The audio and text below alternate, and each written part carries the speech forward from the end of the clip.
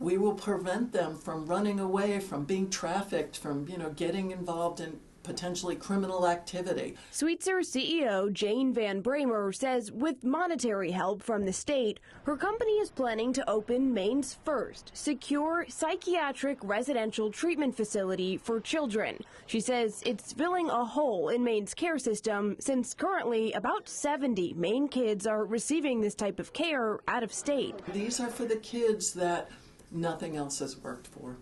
But Atlee Riley, a managing attorney with Disability Maine, says locked institutions are not what Maine needs. There's not a lot of research that shows that it's effective.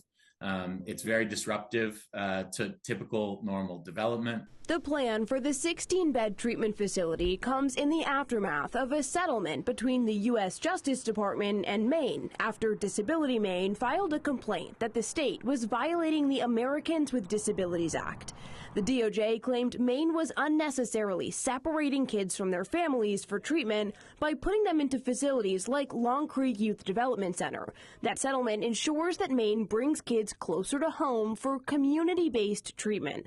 And while the center could bring a few out-of-state patients back to Maine, Riley says it won't bring them home. You should not have to go to an institutional setting to get behavioral health needs met.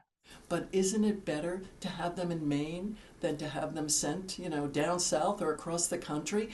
Van Bramer says the facility would feature high security aspects and cater to anyone 22 and under. Her hope is that most would move out of the facility within a year, and she's planning to open in April 2026.